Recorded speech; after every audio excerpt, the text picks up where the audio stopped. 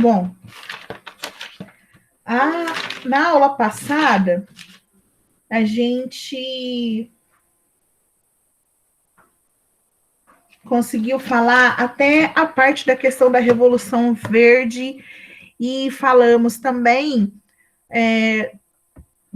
da questão da desigualdade, né, e em relação ao acesso à alimentação, né?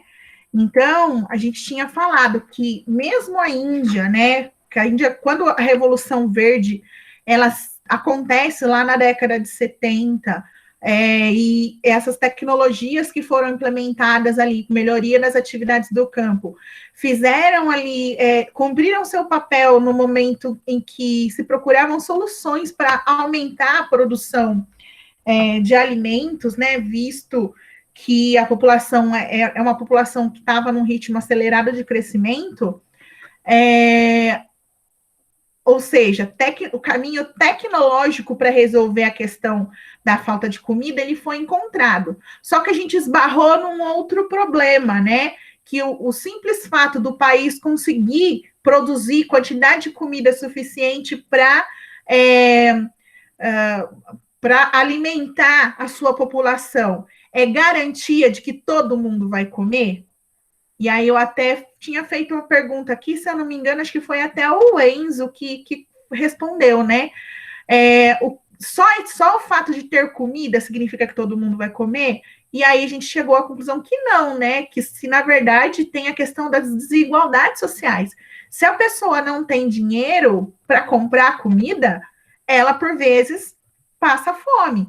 Então, se ela não tem emprego, ela não tem dinheiro, logo ela não consegue comprar os alimentos, e a partir daí ela começa a passar por esse processo da subnutrição, visto que a oferta de alimentos para que ela e sua família consuma é muito reduzida por conta aí dessa questão da distribuição, né, do acesso aos alimentos e da má distribuição de renda.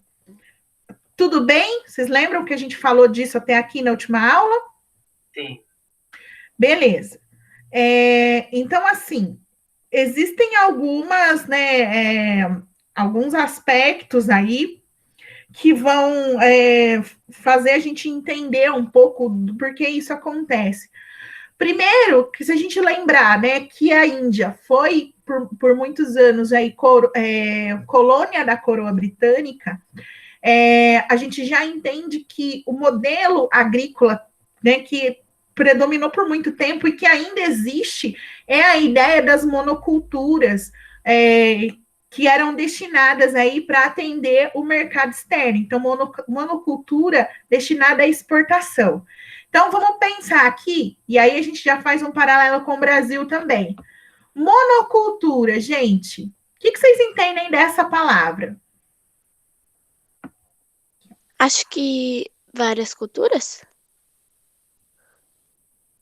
Dona, eu Oi. acho que é tipo uma cultura, porque mono é só uma, não é? E aí cultura, uma cultura, pelo jeito. Isso mesmo. Então, mono aqui é uma, né? Então, uma cultura. Então, monocultura que é destinada à exportação. Ou seja, essa única coisa que está sendo produzida, ela está sendo produzida para ficar dentro da Índia ou para ser vendido para outros países? Dentro da Índia. Certeza?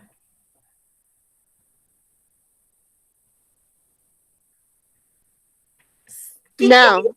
Não. Então, o que é?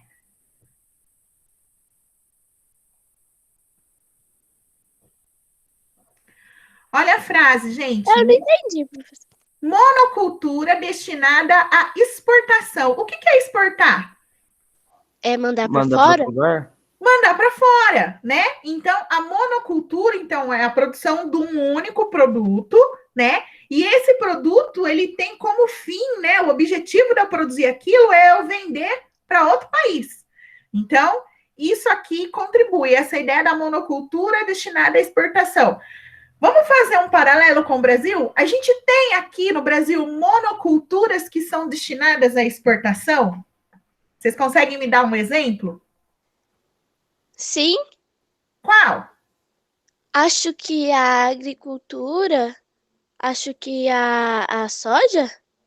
A soja. A produção de soja brasileira, ela tem como destino, né, em 99% dela, ela está destinada ao comércio internacional, né, à exportação. Então, isso, olha só, ele fala que essa estrutura da monocultura que existe na Índia é uma herança dos colonizadores.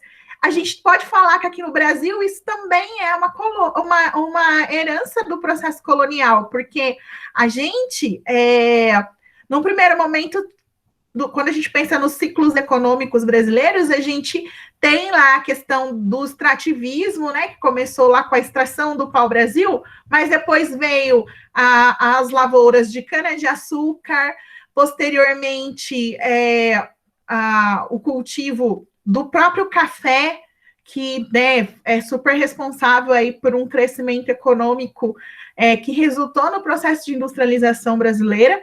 No entanto, é ligado à ideia de produzir um único produto, e esse único produto ele tem como destino outros países, né? Ele não é produzido para ser consumido por nós, né? Para quem está dentro do país. Então, a mesma coisa a gente observa na Índia, tá? Então, assim, o processo colonizador, ele incentiva essa estrutura agrícola, né, agropecuária, de produzir para vender para outros lugares. Então, quando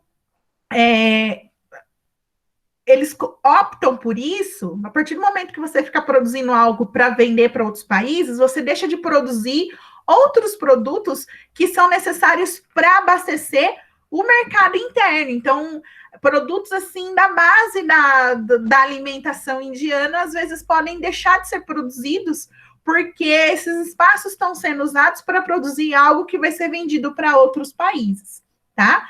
E isso tem a ver com o processo aí, né, com o fato da Índia ter sido colônia. Então, tudo isso contribui para agravar essa questão do acesso à alimentação, né, de ser tão desigual a oportunidade das pessoas conseguirem adquirir alimento, tá? Hoje, lá na Índia, é muito presente ainda a monocultura de alguns produtos, como o chá, o algodão, o café, juta. Juta é um tipo de fibra, pessoal, que serve para fazer tecido também. Cana-de-açúcar. Todas essas monoculturas, boa parte delas está na mão de estrangeiros, não são propriedade de indianos, tá?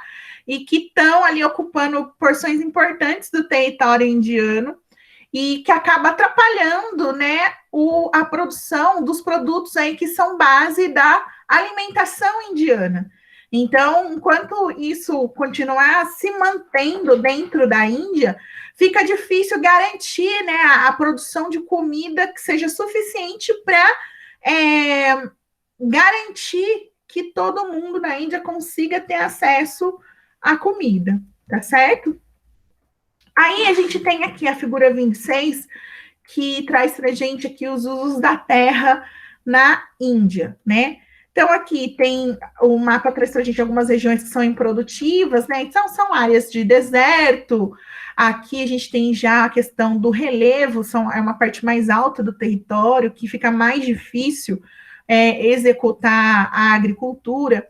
Mas a gente pode ver, ó, tem grandes plantações, grandes áreas que são usadas para plantar trigo, uma área muito importante aqui, que é para o cultivo de arroz, culturas diversas aqui nessa faixa mais alaranjada, tem os pontos de pecuária extensiva, de produção de algodão. Então, aqui esse mapinha, ele tenta localizar para a gente onde estão aí algumas dessas culturas, tá? Pelo território indiano.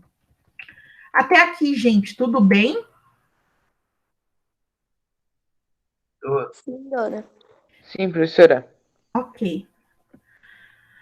Bom, saindo aí da questão da agropecuária, né, a gente já vai para o processo de industrialização.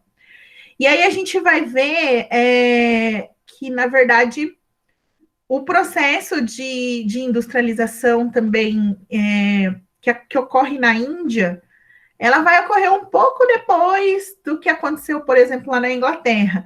A gente não chega exatamente, na verdade, a falar de uma industrialização tardia, porque em alguns momentos a coroa britânica incentivou algumas atividades industriais por ali. Mas aí outras situações fizeram com que esse incentivo fosse interrompido, e aí acabou atrasando um pouco algo que já estava mais desenvolvido, tá? Mas, na verdade, o que acontece? Por ser colônia, o que já existia dentro do território indiano, por vezes deixou de funcionar, para ser substituído por outras atividades que atendiam ali os interesses do colonizador, tá certo? Então, o que aconteceu? A colônia, a colonização indiana, ela foi aí do século XVI, né? Que é o período realmente lá das grandes navegações, então desde do século XVI até meados dos anos 50, ali do século XX, e isso acabou interferindo em algumas estruturas que já estavam postas dentro da economia indiana.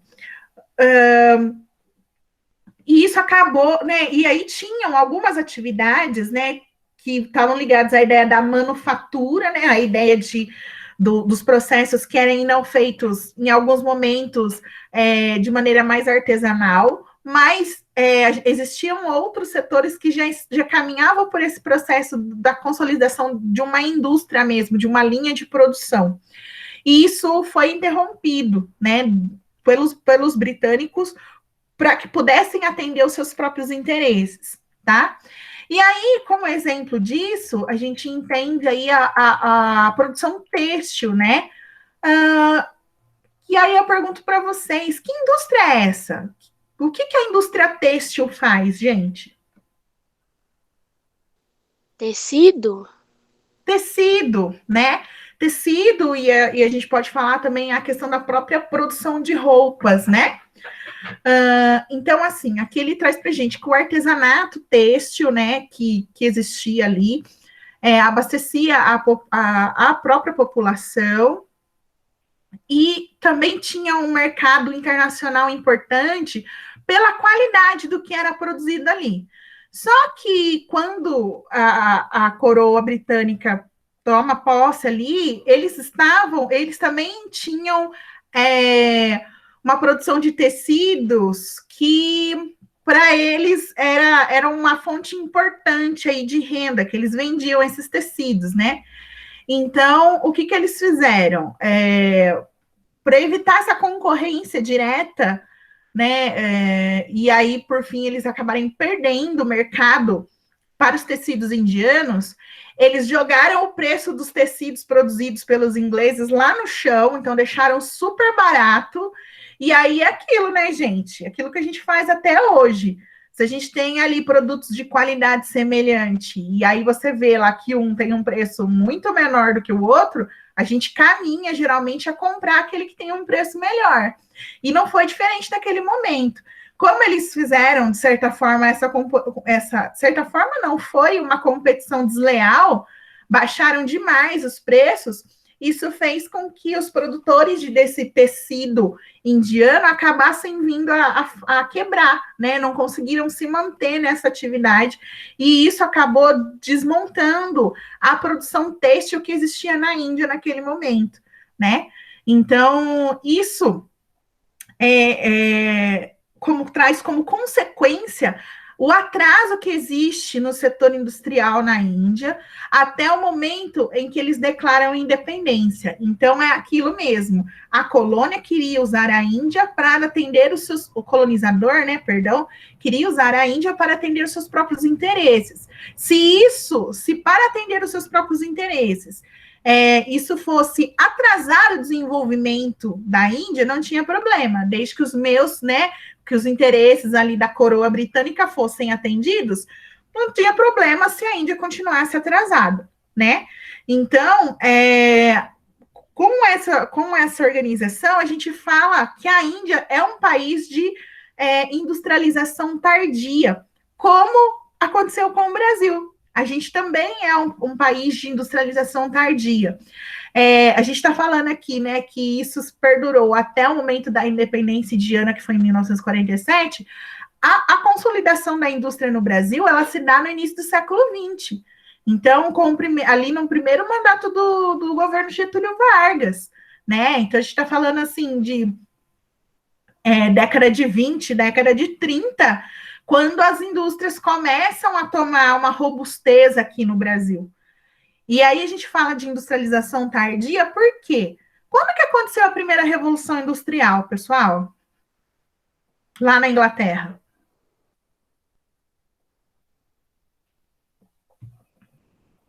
Que século?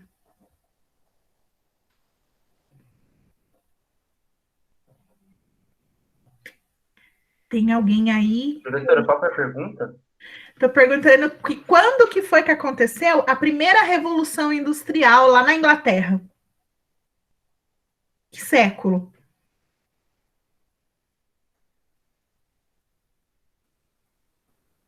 Esqueci, professora, pode procurar? Pode, Thalisson, pode procurar. Dona, foi no século XVIII? Foi no século XVIII, Júlia, isso mesmo.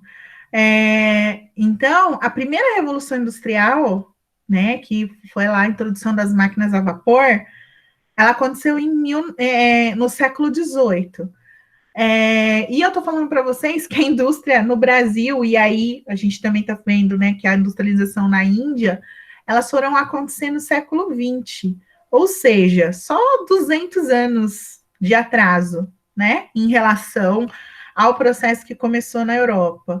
Então, isso também diz muita coisa sobre a própria estrutura da indústria que a gente enxerga aqui no Brasil e que a gente também observa na Índia, né? O que aconteceu? A partir do momento em que a Índia se torna independente, eles começaram a dar uma reformulada na sua estrutura econômica e com a consequente mudança, né, na organização do mundo. E aí a gente já está falando, sim, lá do fim da Guerra Fria, né? Início da década de 90, ali naquele período que foi quando o neoliberalismo começa a se expandir, a gente vê os países abrindo suas economias para receber aí capital estrangeiro, investimentos de fora, a Índia pegou o mesmo barco. Então, eles também abriram suas economias, começaram a receber empresas transnacionais que buscavam se instalar por ali pela farta mão de obra que existe no território, né? E, consequentemente, eles encontrariam ali pessoas dispostas a ganhar salários um pouco mais baixos do que em outros lugares do mundo. Então, isso fez com que o parque industrial da Índia começasse a tomar um corpo, né, que não existia antes disso. Então, assim, hoje, quando a gente pensa nas indústrias da Índia, a gente sabe que o parque industrial indiano está entre os 10 maiores do mundo. Então, tem muita indústria ali, essa indústria é bem estabelecida, né? Como eu posso dizer? Não é estabelecida o termo. É um parque industrial robusto, né? E aí, é interessante a gente observar isso, que mesmo sendo uma atividade tão importante, tão robusta, ela emprega só 17% da população economicamente ativa. Aí a gente já começa a fazer alguns comparativos, né? Porque a gente viu lá na China que essa porcentagem era maior, era cerca de 30% da população está trabalhando nas atividades industriais. No Brasil, a gente viu que são 23%, e aqui na Índia, só 17% que está dentro das atividades industriais, né? E aí, o que chama atenção, então, né? Se são poucas, né? Relativamente uma parcela pequena da TEA que está trabalhando na atividade industrial, o que a indústria da Índia tem, então, que chama atenção no mundo? É justamente a questão que está atrelada aí à ideia do desenvolvimento, né? Em vários setores aqui de tecnologia, tá? E aí, aqui, ele traz alguns exemplos para a gente. A questão da energia nuclear, que vai de encontro com aquilo que a gente estava conversando, né? Existe um desenvolvimento das habilidades, aí, dos conhecimentos nucleares que a Índia detém. E esse conhecimento ele não fica restrito à produção de armas, mas sim à geração de energia, a construção de satélites, né? Que estão aí dando todo esse suporte para os nossos meios de comunicação, e toda a tecnologia que é desenvolvida no setor de informática. Então, tem muita coisa que a gente consome, muito aplicativo, muito, como eu posso dizer, existem ali alguns programas específicos que são desenvolvidos no território indiano. Então, um campo da economia deles que é muito bem estruturada. E aí a gente já começa a pensar de novo a ideia dos extremos, né? Uma parte pequena da população, então, que trabalha na Índia está inserida dentro desse mercado que é tão expressivo quando a gente pensa no desenvolvimento tecnológico. Então, em toda a inovação que está associada a essas atividades. Então, assim, antes da gente dar sequência aqui, peraí, deixa eu mudar meu cursorzinho, vamos dar uma olhadinha nessas atividades econômicas, né? Como é sabido, a gente sabe que os combustíveis fósseis, eles estão presentes, principalmente em países que têm uma extensão territorial aí considerável. Então, assim, a gente pode observar que tem muito mais reserva de carvão, né, que são os triângulos pretos aqui. Todos esses pontos aqui são pontos de jazida de carvão mineral, tá? Existem aqui, né, alguns pontos, 1, 2, 3 pontos onde se encontra ali jazidas de petróleo, e também temos estrategicamente aqui pelo território algumas refinarias desse petróleo também que estão espalhadas pelo território, tá? Aí existem aqui, e aí é interessante a gente pensar também duas linhas, uma de oleoduto e de gasoduto, que são responsáveis aí por escoar a parte dessa produção de combustível fóssil. Mas se vocês observarem, eles estão ligando aí, né, a capital política com a capital econômica, né? Você não vê essa estrutura espalhada pelo país como um todo. E aí a gente tem esse oleoduto aqui também que está um pouco, que não tem uma ligação direta com as duas regiões aqui que são mais importantes do ponto de vista econômico e político. Aí a gente também observa aqui, né, alguns pontos de extração de minérios que são fundamentais para o processo de industrialização, como o ferro, né, manganês, bauxita, que é o minério que dá origem ao alumínio. Alguns pontinhos aqui, ó, de alta tecnologia, né? Aqui em Bangalore a gente tem um ponto como esse. E as regiões industrializadas. Vocês podem observar também que existem manchas de industrialização. Diferente do que acontece lá na China, que as indústrias estão concentradas na região costeira, por conta de ter acesso para o porto e facilitar o escoamento da produção, na Índia a gente tem manchas de industrialização espalhadas pelo território. E é interessante a gente observar que não existe ligação, né, uma ligação evidente entre essas manchas. Então, é meio que são cantos do país que se dedicam a algumas atividades de cunho industrial, tá certo? Até aqui, gente, tudo bem? Tudo. Beleza. De novo, a gente vai tocar num outro aspecto que remete à ideia dessa disparidade de realidades. Existe toda uma política que incentiva e tem um investimento em educação e em centros de pesquisa. Mas é importante falar que essa educação aqui, na qual existe esse investimento, é a educação superior, tá? Porque se o investimento em educação fosse robusto, assim, em todas as etapas educacionais, a gente não tinha um país com 30% de analfabetos, né? Então, esse investimento, ele se dá na educação superior. E aí, associado às universidades, a gente tem ali grandes centros de pesquisa, e sendo que uma das áreas que mais se desenvolve na Índia, de novo, né, já sendo até um pouco repetitivo, são aí as atividades ligadas ao setor de informática, que essa atividade na Índia é uma das atividades mais avançadas do mundo, tá?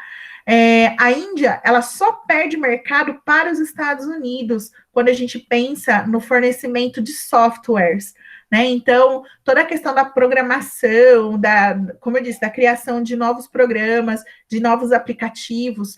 Então, a Índia só perde para os Estados Unidos nesse campo. Então, é muita gente super capacitada que está nesses centros de pesquisa, nessas empresas, que acabam gerando toda essa estrutura, esse desenvolvimento de tecnologia ali. Então, as indústrias, né, de alta tecnologia, elas acabaram se desenvolvendo em alguns pontos do território indiano. Inclusive, né, tem aqui que ele está trazendo, eu não sei se lê assim, pessoal, mas vamos ler desse jeito. Hyderabad é essa região aqui, né? É um ponto onde está ali instalado um grande centro de pesquisa farmacêutica. Bangalore está mais para cá. Cadê? Eu tinha visto. Aqui, professora com a loucona já. Bangalore, que é esse ponto onde está concentrada as indústrias de software. Aqui a gente já tem as indústrias farmacêuticas. E aí, gente, é outra coisa que é importante falar também, indústria farmacêutica e de química fina são indústrias altamente tecnológicas, né? Afinal, a gente imagina que não vai ser qualquer coisa que a pessoa vai ali tomar como sendo remédio. Então, precisa de muita tecnologia para o desenvolvimento desse tipo de substância. Então, é um campo também que é muito, muito forte dentro da Índia, que num primeiro momento gerou ali uma certa desconfiança, né? Digamos que esse setor industrial, né, da química fina e dos produtos farmacêuticos, num primeiro momento, quando ele começa a surgir ali, a despontar como uma possível atividade importante dentro da Índia, o mundo olhou para essas indústrias com um ar de desconfiança. Existia uma preocupação a respeito da qualidade do que estava sendo produzido ali. Como isso foi superado? As empresas pelo mundo que consumiam ou que pretendiam consumir os produtos farmacêuticos desenvolvidos nessa região da Índia, o que eles começaram a fazer? Eles começaram a visitar as fábricas. Então, reunia-se em uma equipe especializada e mandava para a Índia para conhecer essas fábricas, para conhecer o processo produtivo, para saber, né, da qualidade e da responsabilidade envolvida na produção dessas matérias-primas, né, desses produtos farmacêuticos, e depois desses processos que a gente pode chamar de auditoria, né, você mandar alguém ali da sua confiança para verificar se o processo é realmente seguro, depois dessas expedições, vamos dizer assim, a comunidade internacional começou a a confiar no que estava sendo produzido ali, e hoje é um setor muito importante dentro da Índia também, né? Tanto é que a maior produtora, né, a maior planta produtora de vacina do mundo está na Índia, né? Então eles têm essa estrutura muito bem robusta, bem consolidada ali, tá certo? E tanto é que a Índia é o maior exportador de medicamentos genéricos do mundo. Então, eles conseguiram construir uma reputação nessas atividades que demandam todo esse conhecimento tecnológico envolvido. Gente, até aqui tudo bem? Tudo. Então, olha só, são 11h38, eu vou parar por aqui para a gente retomar na quarta-feira, tá? E aí, na quarta-feira mesmo, eu já vou conseguir já passar para vocês a atividade que falta. A gente já está no finalzinho, a atividade aí final do segundo bimestre, tá certo? Então, eu vou parar a apresentação, parar a gravação para fazer chamada.